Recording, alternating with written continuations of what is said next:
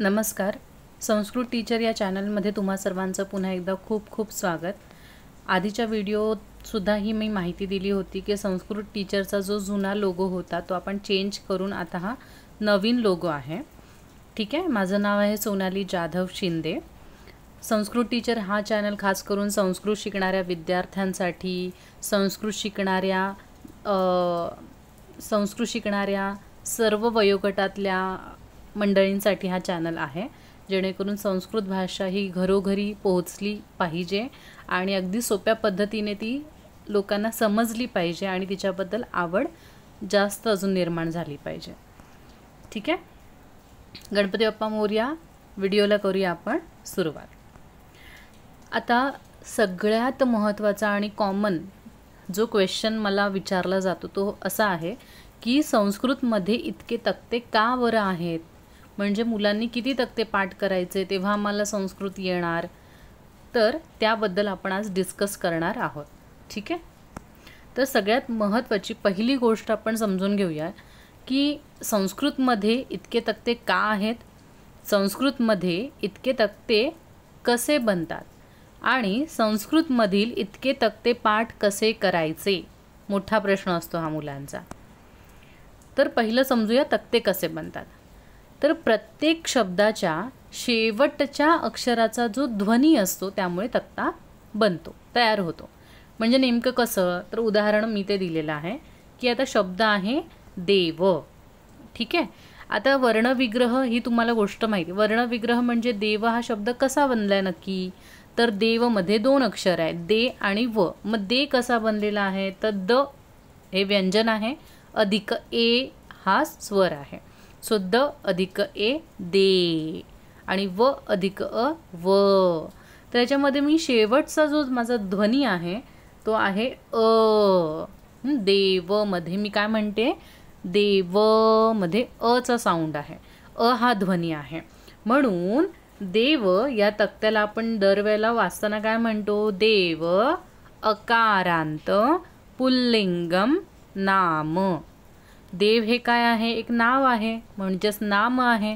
अकारांत का, अंत, कारण त्या शब्दाचा जेव्हा आपण उच्चार करतो तेव्हा त्याचा अंत जो आहे तो अने होतो, म्हणून त्याला अकारांत म्हटलं जातं आणि हा एक पुल्लिंग शब्द आहे.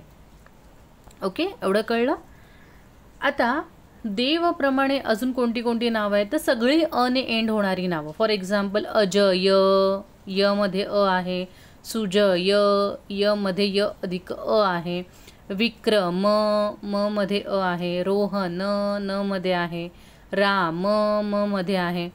तर ज्या वस्तूंचं किंवा व्यक्तीचं नाव हे अ या ध्वनीने एंड होत असेल त्यासाठी आपण देव अकारांत पुल्लिंग हा तक्ता वापरतो. ठीक आहे. आता देवाचा तक्ता हा तुमच्या 8वीतल्या पुस्तकातलाच फोटो काढून मी ते स्क्रीनशॉट लावलेला आहे. तर देवाचा हा तक्ता आहे, हा अत्यंत महत्त्वाचा तक्ता आहे. हा तुम्हाला कंपल्सरी पाठ करायचाच आहे. एनी हाऊ तुम्हाला हा तक्ता पाठ करायचाच आहे. तक्ता पाठ करताना नेहमी हॉरिझॉन्टल करायचा, आडवा करायचा आहे. फॉर एक्झाम्पल देवः, देवौ, देवाः प्रथमा, देवं, देवौ, देवान् द्वितीया, देवेन, देवाभ्यां, देवैः तृतीया, देवाय, देवाभ्यां, देवेभ्यः चतुर्थी, देवात्, देवाभ्यां, देवेभ्यः पंचमी, देवस्य, देवयोः, देवानां षष्ठी, देवे, देवयोः, देवेषु सप्तमी, हे देव, हे देवौ, हे देवाः संबोधनम. ठीक आहे. पाठ करताना नेहमी आपल्याला आडवाच पाठ करायचं. कोणताही संस्कृतमधला तक्ता हा हॉरिझॉन्टलीच पाठ करायचा, कधीही असा पाठ करायचा नाही. ओके. आता महत्त्वाची गोष्ट की हा देवाचा तक्ता आहे आणि देवानुसार मी तुम्हाला म्हटलं राम हा पण अकारांत शब्द आहे. मग या 2 टेबलमध्ये थोडासा एक मायनर फरक आहे, तो आहे नच्या बाबतीत. आता तुम्ही देवचा तक्ता बघाल तर देवची तृतीया विभक्ती होते देवेन, न नळातला आहे. इथे देवानाम न नळातला आहे. ठीक आहे. पण तेच जर आपण र वापरतोय, राम शब्द बघितला तर इथे बाणातला होतोय रामेण आणि इथे रामाणाम. ठीक आहे.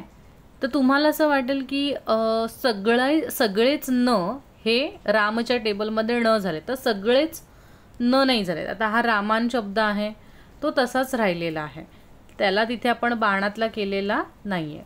म्हणजे 2च शब्द बदलतात. तृतीया एकवचन देवेनचं रामेण आणि षष्ठी बहुवचन देवानामचं रामाणाम.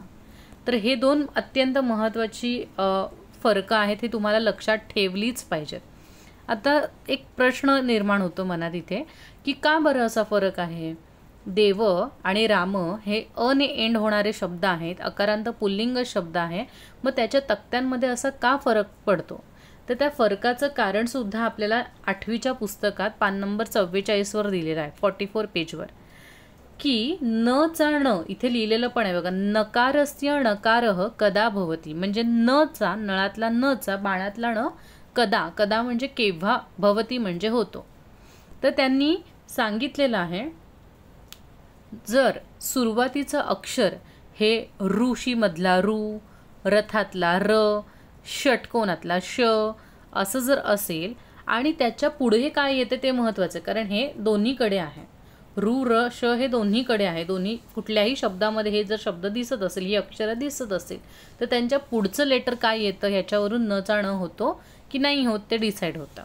जसं की रूच्या पुढे क वर्ग प वर्ग हे जर आले, क वर्ग म्हणजेच काय, क ची लाईन, क ख ग घ ङ.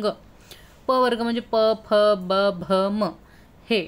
तर अशी अक्षरं जर येत असेल किंवा य व ह हे अक्षर येत असेल किंवा कोणताही स्वर म्हणजे अ पासून औ पर्यंत कोणताही स्वर जर येत असेल तर न चा न होतो.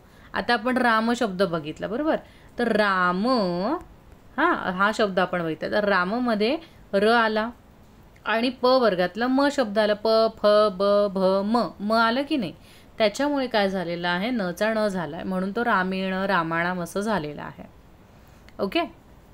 एक्झाम्पल येते अजून एक दिले की वृक्षेण, वृक्ष असा शब्द त्यांनी घेतलेला आहे, वृक्षेण म्हणजे अस्वल. तर ह्याच्यामध्ये काय झालेलं आहे, पहिला शब्द रू आलेला आहे आणि तुम्ही म्हणाल क्षत्रियातला श कुठे आहे बरं. तर क्षत्रियातला श हा क नेच बनतो, तुम्हाला माहिती आहे, क प्लस पोटफोड्या श, त्याच्यामुळे सुद्धा ते काय झालेलं आहे, बाणातला न झालं आहे. आता काही ठिकाणी तुम्हाला ही अक्षरं दिसतील, ऋषीमधला रू, रथातला र, षटकोनातला श, तरीसुद्धा तुम्हाला न चा नच दिसतो. मग असं का होतं, तर त्यांची पुढची अक्षरं जी असतात ती वेगळी असतात.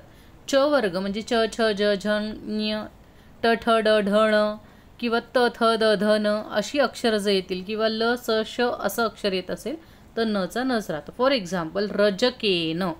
आता मुलं इथे म्हणतात मी तुम्ही तर सांगितलेलं की आधी र येतो, इथे तर र आलेला आहे, मग का बरं नाही झालेलं आहे. तर रजकेन, तर पुढे काय झालेलं आहे, रच्या पुढचं जे अक्षर आहे, ठीक आहे, ते कुठलं व्यंजन आले, ज, जहाजातला ज, तो कुठल्या वर्गात येतो, च वर्गात येतो, च छ ज, त्याच्यामुळे न चा नच राहिलेला आहे. कळलं तुम्हाला. तर एक सोपा नियम इथे आपण बघितला की न चा न केव्हा होतो. त्याच्यामुळे हा देवचा तक्ता हा पण पुल्लिंग अकारांत आहे, राम पण पुल्लिंग अकारांत आहे, फक्त फरक तुम्हाला मी सांगितला, 2 ठिकाणी फरक होतो. आता लक्षात ठेवायची एक महत्त्वाची गोष्ट, खूप अत्यंत महत्त्वाची गोष्ट तुम्हाला लक्षात ठेवायची आहे की संस्कृतमध्ये अ या ध्वनीने एंड होणारे पुल्लिंग शब्द पण तयार होतात, जसं की देव, राम हे पण अ ने एंड होतात आणि नपुंसकलिंग पण शब्द अ एंडिंगवाले असतात. मग मुलांच्या मनात प्रश्न येतो किंवा संस्कृत शिकणाऱ्याच्या मनात प्रश्न येतो की बरं आम्हाला कसं कळायचं, मग कोणता शब्द पुल्लिंग कोणता शब्द नपुंसकलिंग. तर त्याच्यासाठी कुठलीही ट्रिक नाही आहे आपल्याकडे, ठीक आहे. म्हणजे ह्याच्यामध्ये मी सुद्धा तुम्हाला मदत करू शकत नाही. मग हे करायचं तरी कसं. आता एखादा शब्द मी सांगितलं गृह, तर मुलांना कळतं की गृह एंडिंगला अ आहे, पण मुलांना हे समजायला डिफिकल्टी होते की गृह हा शब्द पुल्लिंग आहे, देव या तक्त्याप्रमाणे चालवायचं आहे, की गृह हा शब्द नपुंसकलिंग आहे आणि तो वनमच्या टेबलप्रमाणे चालवायचा. तर मुलांमध्ये हे जरा कन्फ्यूज व्हायला होतं आणि मलाही होतं सुरुवातीला, किंवा एखादा शब्द माझ्याकडे नवीन आला तर मलाही कन्फ्यूज व्हायला होतं की अकारांत तर आहे पण हा पुल्लिंग आहे की नपुंसकलिंग. मग मी जे करते तेच मी तुम्हाला इथे सांगते की मी याच्यावर काय सोल्युशन शोधून काढलं. तर तुम्हाला गुगलमध्ये जायचं किंवा क्रोममध्ये जायचं आणि तुम्हाला ही वेबसाईट www.learnsanskrit.cc/ ही वेबसाईट तुम्हाला टाकायची किंवा जनरली तुम्ही जा क्रोमवर किंवा गुगलवर आणि सर्च बॉक्समध्ये टाका संस्कृत डिक्शनरी, तरी पण तुम्हाला हीच पहिली वेबसाईट दाखवतात.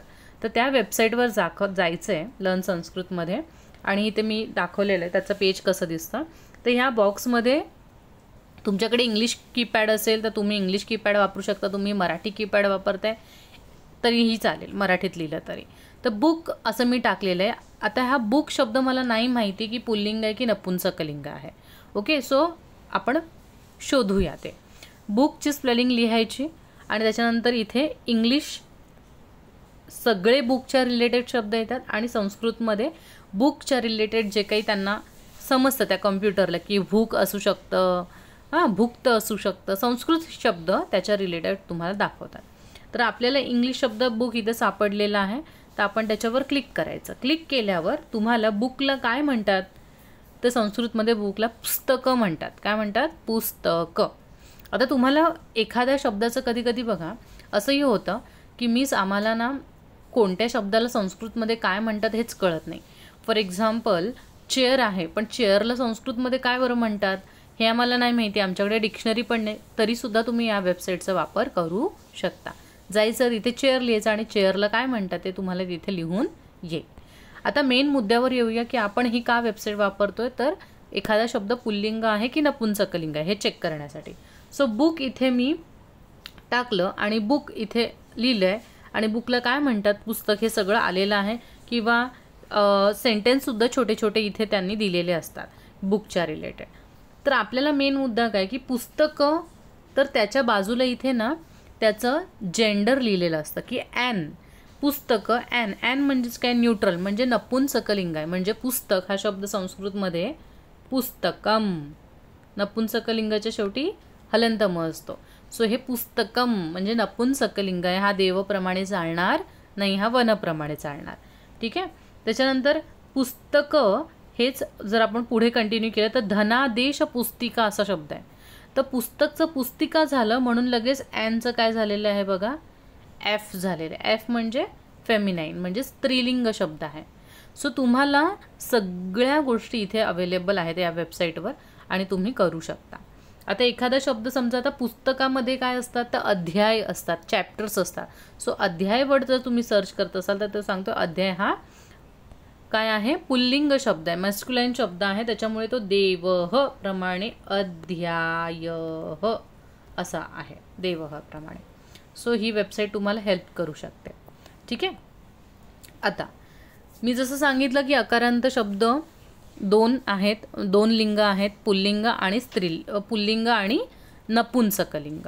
ठीक आहे. तर पुल्लिंगाचा टेबल आपण बघितला देव. आता नपुंसकलिंगासाठी आपण कोणता तक्ता वापरतो? वनम.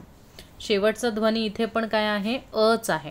तुम्ही म्हणाल मिस अ कसा, इथे तर आम्हाला म दिसतोय. तर ॲक्च्युअल टेबलचं नाव काय आहे? व न मध्ये अ आहे, पण त्याची प्रथमा विभक्ती वनम, वने, वनानी. सो म्हणून मी तिथे वनम घेतलेला आहे. तो वन बोलताना मी अ म्हणते, पण आता मला फिगर आउट कसं झालं, मीच गेली, मी चेक केलं, गुगलमध्ये टाकलं फॉरेस्ट, तिथे सर्च बॉक्समध्ये फॉरेस्ट टाकल्यावर मला कळालं की वनम आहे. वनमच्या पुढे मला ॲन दिसला. सो मला कळलेलं आहे की वनम हे काय आहे? नपुंसकलिंग आहे. म्हणजे मी वनह नाही म्हणणार देवह प्रमाणे, मी काय म्हणणार? वनम. Okay, clear.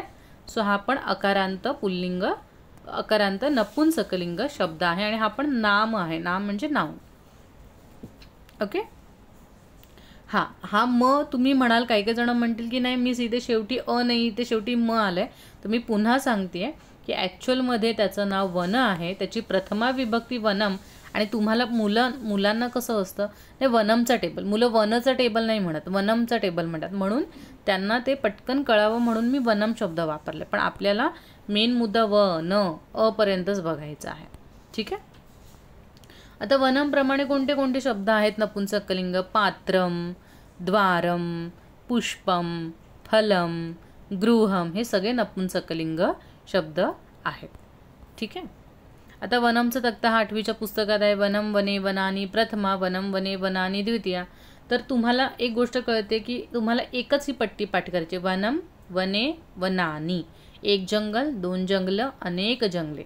ठीक आहे. मग हेच रिपीट आहे द्वितीयमध्ये वनम वने वनाने, आणि हेच संबोधनमध्ये पण रिपीट आहे. फक्त इथे आपण हे वनम असं न म्हणता हे वन एवढं म्हणतो.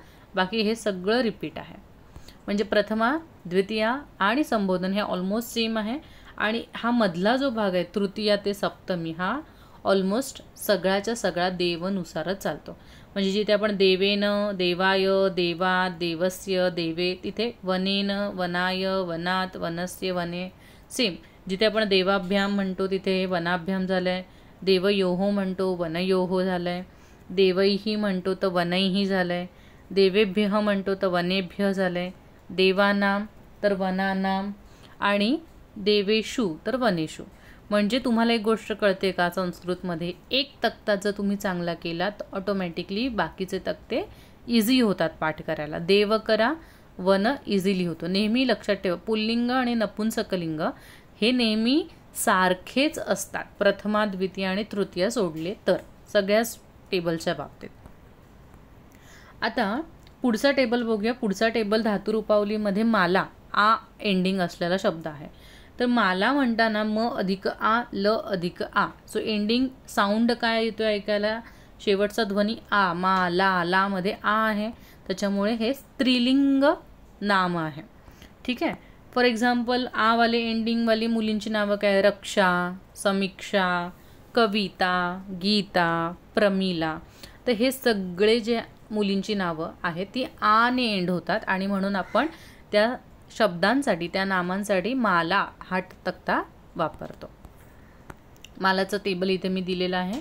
माला, माले, माला हा प्रथमा आडवंच वाचायचं आहे तुम्हाला. ठीक आहे. आता प्रत्येक मुलीचं नाव आने एंड होणारच असेल असं नाही. काही मुलींची जी नावं आहेत ती छोट्या ईने पण एंड होतात.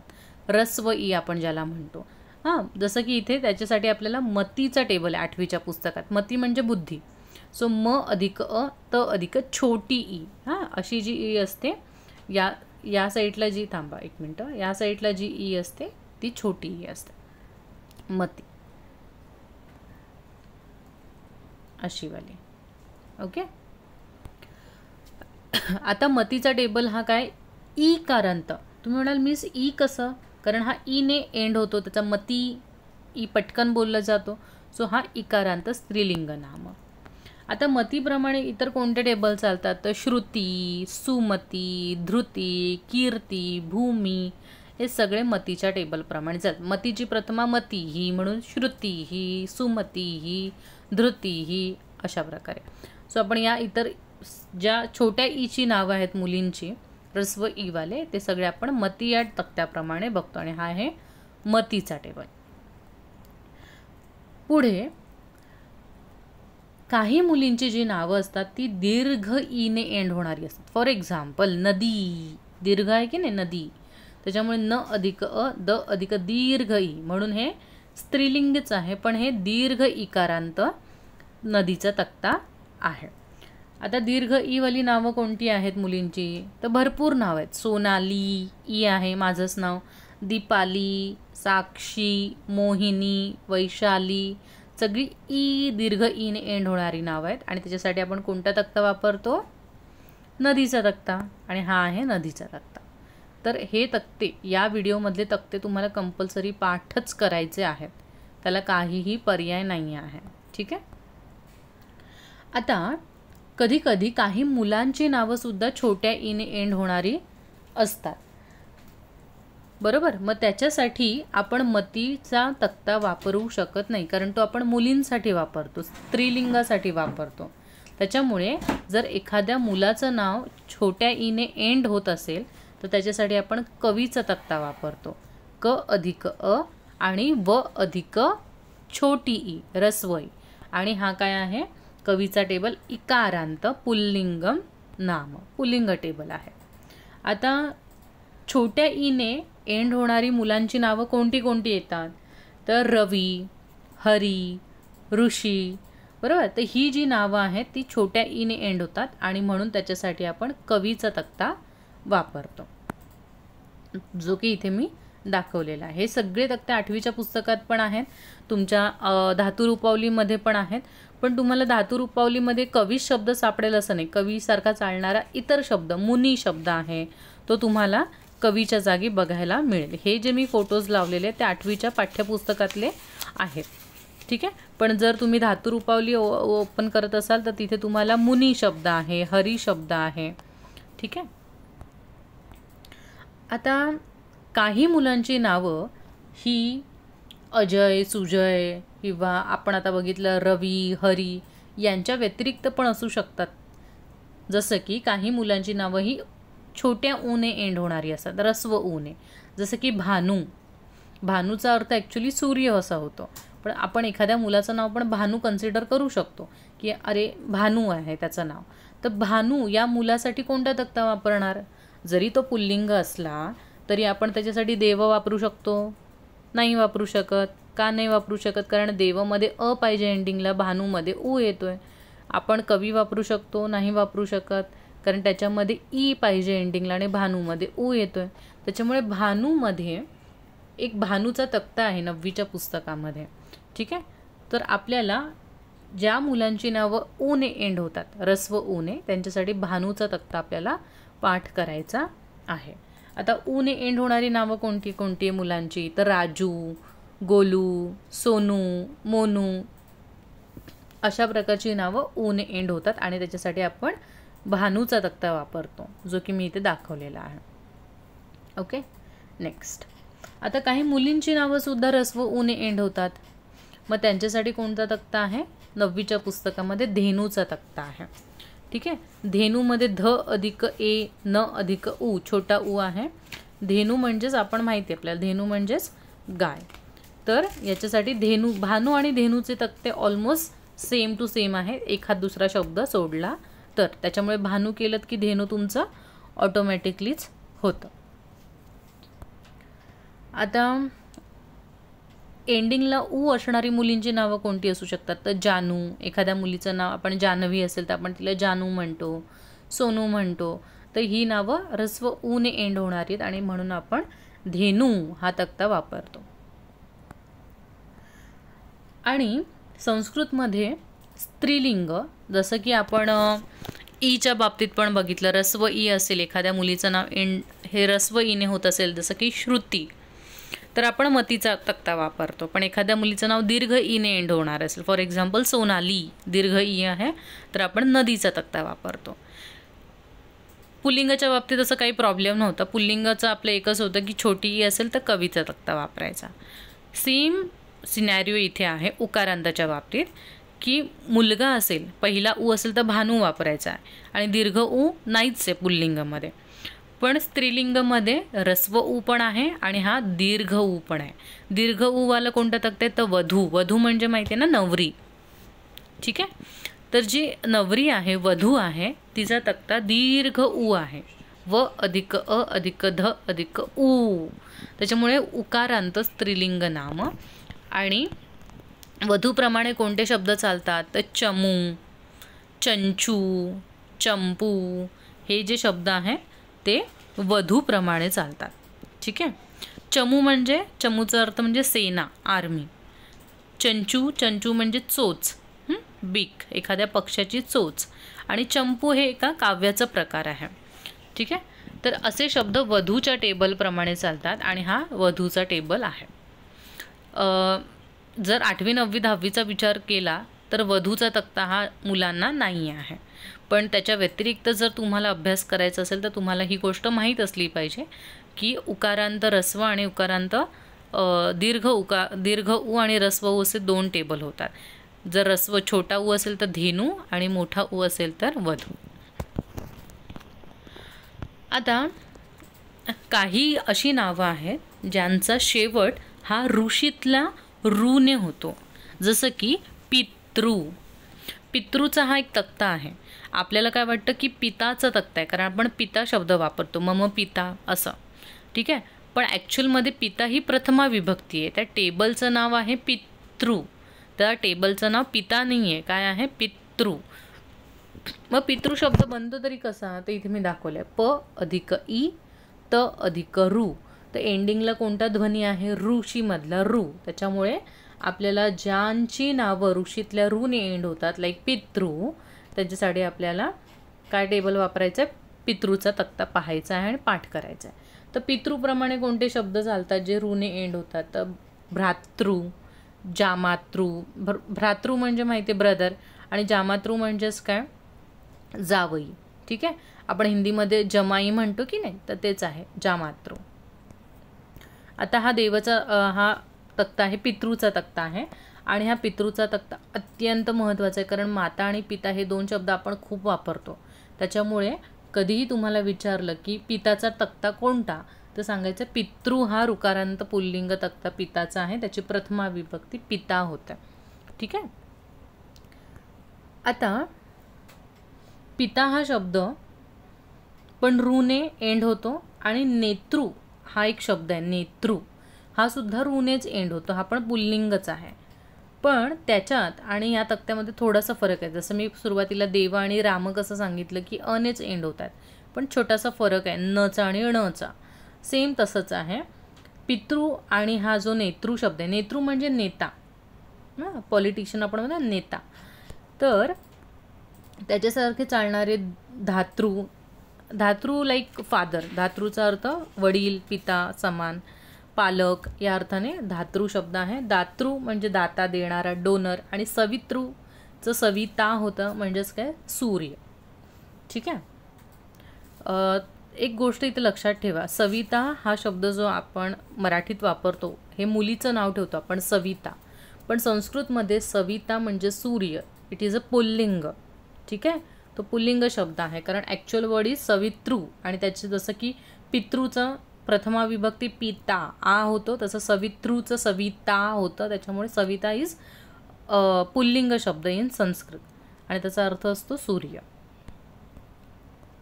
आता हा जो नेतृ टेबल आहे, तर तुम्ही इथे दिला, नेतृ म्हणजेच काय, नेता, पुढारी, नायक, हे धातुरूपावलीमधलंच आहे पेज. तर काय फरक बरं आहे पिता आणि याच्यामध्ये, नेता या टेबलमध्ये? तर पिता हा जर तुम्ही तक्ता बघाल तर इथे ना पिता हे पहिलं आहे लिहिलेलं प्रथमेत, पण नंतर कुठेच पिता नाही लिहिले, काय झालं, पित लिहिलेलं आहे. पितरव, पितरह, पितरम, पितरव आणि पितृ, म्हणजे तला काना दिलेला नाही आहे. पण नेतृ हा शब्द जर बघाल तर त्याच्यामध्ये बघा नेता, नेता लिहिलेला आहे, आणि मग रव, नेतारव, नेतारह, नेतारम, नेतारव.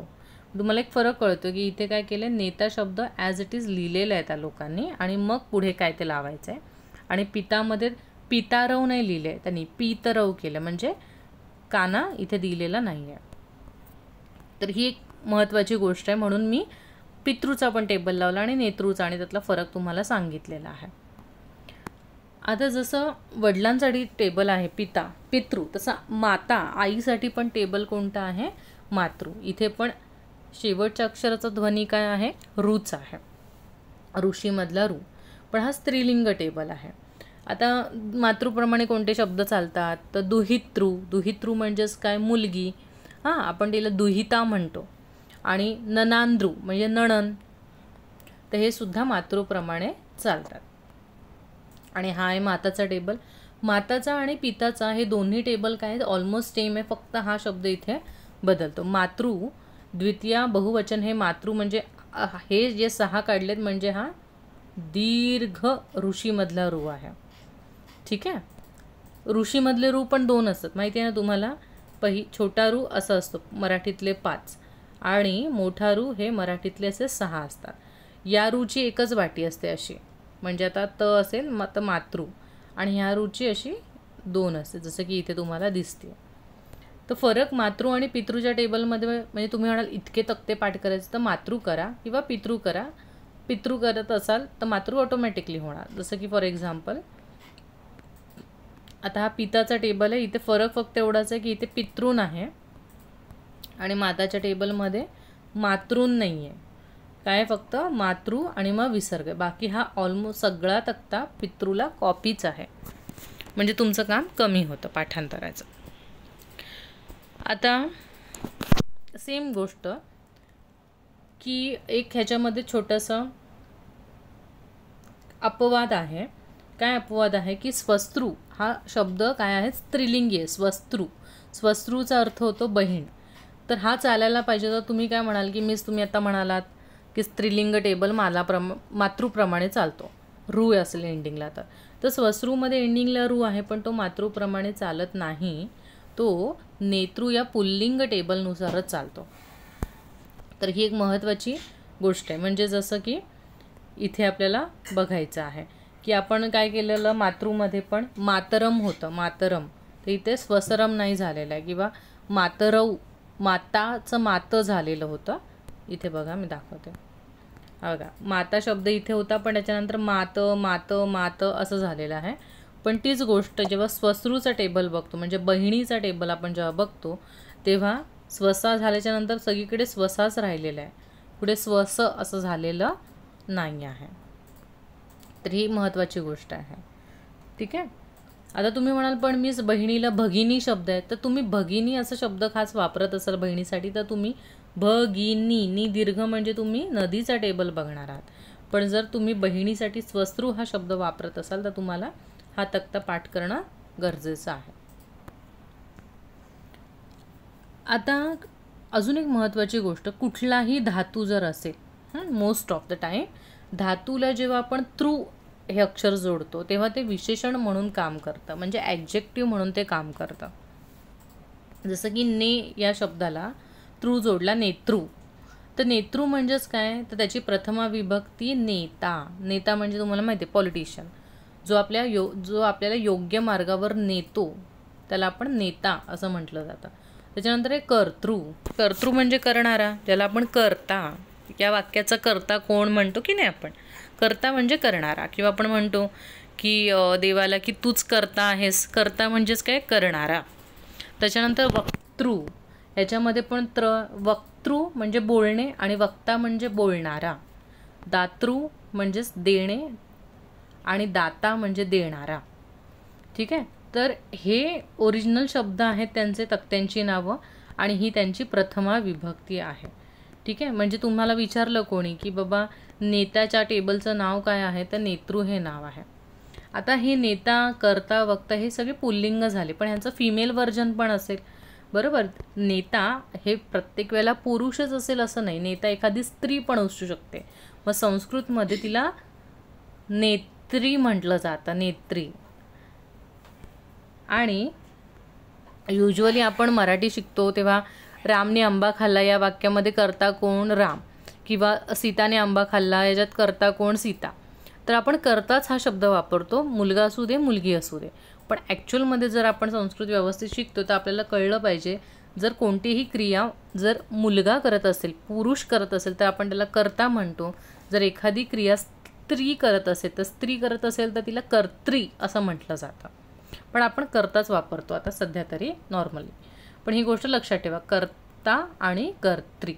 जर एखादा भाषण करणारा पुरुष असेल तर आपण त्याला म्हणतो वक्ता संस्कृतमध्ये, आणि जर ती स्त्री असेल तर तिला काय म्हटलं पाहिजे, वक्त्री.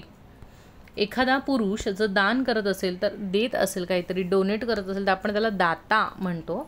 आणि जर स्त्री असेल तर तिला काय म्हटलं पाहिजे, दात्री असं म्हटलं पाहिजे. तर हे सगळे तक्ते जे आहेत, नेतृ, कर्तृ, वक्तृ, हे नेतृ या तक्त्याप्रमाणे चालतात. मग तुम्ही म्हणाल मग ह्याच्यासाठी कोणता तक्ता आहे, नेत्री, कर्त्री, वक्त्री. तर नदीचा जो तक्ता आहे आपण मगाशी बघितला, तोच नदीचा तक्ता तुम्ही नदीच्या तक्त्याप्रमाणे नेत्री, कर्त्री आणि वक्त्री हे सगळे शब्द वापरू शकता. कळलं तुम्हाला हे आपण काय बघत होतो. तर तुम्हाला थोडंसं वाटत असेल की अरे काय बघत होतो नक्की, इथपर्यंत काय कळलं नाही. तर आपण ऋकारांतर शब्द बघत होतो, ज्या शब्दांचं एंडिंग हे ऋने होतं त्यांना आपण पितृप्रमाणे टेबल वापरतो. ठीक आहे, हे आपलं चालू होतं. आता संस्कृतमध्ये असे काही शब्द असतात की जे एखादा शब्द पुल्लिंग पण असतो आणि नपुंसकलिंग पण. मग असे कोणते शब्द आहेत आत्ताच्या ऋकारांतामध्ये, तर हे शब्द आहेत धातृ, दातृ, कर्तृ आणि रक्षितृ. म्हणजे आता मी तुम्हाला म्हटलं ना दातृ, दातृवरून मी काय सांगितलं, मुलगा असेल तर काय बोलतो आपण त्याला, दाता देणारा. मुलगी असेल तर दात्री. तर हे पुल्लिंग आणि स्त्रीलिंग. पण ते काय म्हणतात की हे शब्द पुल्लिंग आणि नपुंसकलिंग पण आहेत. म्हणजे हा शब्द दातृ पुल्लिंग पण आहे आणि नपुंसकलिंग. मग तक्त्यांमध्ये फरक येणारच. जसं की धातृ, धातृणी, धातृणी, ठीक आहे, धातूच्या बाबतीत. आणि दाता, दाता हा जो टेबल आहे तो पुल्लिंग असेल व्यक्ती, तर काय होतं, पिता, ह्याच्यासारखं नेता, नेतारव, त्याप्रमाणे चालणार. पण जर दाता हा शब्द नपुंसकलिंग असेल तर दातृ, दातृणी, दातृणी, दातृ, दातृणी, दातृणी अशा प्रकारे चालणार आहे. तर याची एक तुम्हाला दखल घ्यायची आहे, समजून घ्यायचं आहे. जसं की कर्तृ, हे तक्ते शाळा लेवलवर नाही आहेत अभ्यासाला, पण हे माहितीसाठी त्यांना सांगितलेले आहेत पुस्तकामध्ये. पण परीक्षेला याच्यातून कोणताही तक्ता विचारला जात नाही. फक्त माता आणि पिता हे महत्त्वाचे तक्ते आहेत, पण हे कर्तृ, दातृ हे तक्ते परीक्षेच्या दृष्टिकोनातून महत्त्वाचे नाही आहेत. ठीक आहे. जर कर्ता काय असेल, पुल्लिंग असेल तर आपण कर्तृ पुल्लिंग वापरतो, पण नपुंसकलिंग असेल तर कर्तृ, कर्तृणी, कर्तृणी या प्रकारे आपल्याला हे तक्ते वापरायचे. सो पूर्ण आपण रिकॅप करूया या व्हिडिओचा, की आपण या व्हिडिओमध्ये नक्की काय पाहिलं. तर सगळ्यात महत्त्वाची गोष्ट आपण शिकलो की कुठलाही तक्ता हा का बनतो, तर त्या शब्दाच्या एंडिंग साऊंडवर. म्हणून संस्कृतमध्ये इतके तक्ते आहेत, कारण आपली जितकी नावं आहेत तितके तक्ते बनतात. अजय नाव असेल, अ एंडिंग आहे, देव बनला. माला नाव आहे, आ एंडिंग आहे, मालाचा तक्ता बनला. श्रुती आहे, छोटी ई आहे, मतीचा तक्ता बनला. हरी नाव आहे, ई आहे एंडिंगला, कवीचा तक्ता बनला. तर अशा प्रकारे जे काही नाव आहे त्याचं जे अंतिम ध्वनी आहे, अंतिम जो काही स्वर आहे त्याच्यानुसार आपले स्वराने एंड होणारे सगळे हे तक्ते बनतात. त्याच्यानंतर मी अजून एक गोष्ट सांगितली की पुल्लिंग आणि नपुंसकलिंग हे शब्द सारखेच आहेत, अवाले. मग आपल्याला त्यासाठी वेबसाईट वापरायची आहे. की आता समजा एखादा शब्द मला पटकन कळाला की पत्र, आता मला नाही माहिती आहे की पत्र हे पुल्लिंग आहे, पत्र असं लिहू की पत्रम असं लिहू. मग मी जाऊन त्याच्यावर सर्च करणार आणि आपल्याला लक्षात ठेवायचं. ठीक आहे. आता पुल्लिंग आणि नपुंसकलिंग यांचे तक्ते ऑलमोस्ट सेम असतात, फक्त प्रथमा, द्वितीय आणि संबोधन सोडले तर. आणि आज आपण कोणते तक्ते पाहिले, आज आपण स्वरांनी, वॉवेल्सने एंड होणारे तक्ते पाहिले. म्हणजे इथे कुठेही व्यंजनाने एंड होणारा तक्ता नव्हता. देव, व मध्ये अ होता. माला, मालामध्ये आ होता. कवी, कवीमध्ये छोटी ई, नदी दीर्घ ई, त्याच्यानंतर पितृ, ऋषीमधला ऋ. सगळे जे तक्ते आहेत ते स्वरांत म्हणजे स्वराने एंड होणारे तक्ते आपण पाहिले. ओके. सो तुमचा गृहपाठ हा आहे. जर तुम्हाला संस्कृत नीट शिकायचं असेल तर तुमचा गृहपाठ असा आहे की खाली दिलेले तक्ते जे आहे ते तुमचे पाठांतर असलेच पाहिजेत. सगळ्यात महत्त्वाचा तक्ता देव, माला, वनम, कवी, नदी आणि पितृ हे अत्यंत महत्त्वाचे तक्ते आहेत. आज मी तुम्हाला सगळ्या इन्फॉर्मेशन दिले स्वरांत. धातूचा आधी तुमच्याकडे धातुरूपावली जर असेल तर धातुरूपावलीमधलं आपण काय केलेलं आहे या व्हिडिओमध्ये, आपण स्वरांत टेबल्स केलेले आहेत. ठीक आहे. काय केलेले आहेत आपण, स्वरांत शब्द पेज नंबर 6 आपण बघतोय. ठीक आहे. तर हे महत्त्वाचे तक्ते आपल्याला पाठ करायचे आहेत, स्वरांत तक्ते. हा तुमचा आहे गृहपाठ. जेवढं लवकर पाठ कराल तेवढंच व्याकरण समजून घ्यायला सोपं पडेल. आणि तुम्हाला काही शंका असेल तर तुम्हाला हा माझा मेल ID आहे, याच्यावर तुम्ही मला मेल करू शकता. तुमचं नाव, तुम्ही कुठे राहता, जर तुम्हाला बोलायचं असेल तर तुमचा कॉन्टॅक्ट नंबर तिथे तुम्ही लिहून ठेवत जा, जेणेकरून मी स्वतःहून तुम्हाला कॉल करेन. ओके. आणि तुमच्या ज्या काही शंका आहेत तुम्ही इथे पण लिहू शकता, मेल पण करू शकता मला, किंवा तुम्ही कॉमेंट्स पण करू शकता. ठीक आहे.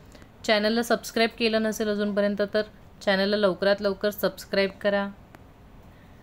व्हिडिओ आवडली असेल तर नक्की व्हिडिओला लाईक करा आणि तुमच्या सगळ्या मित्रमैत्रिणींकडे ही व्हिडिओ पोहोचवा, जेणेकरून त्यांना धातुरूपावली कशी वापरायची या सगळ्या गोष्टी इझिली समजतील.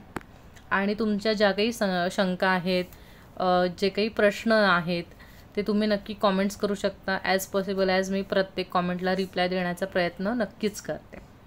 ठीक आहे. Thank you so much. भेटूया नवीन व्हिडिओसोबत. तोपर्यंत धन्यवाद.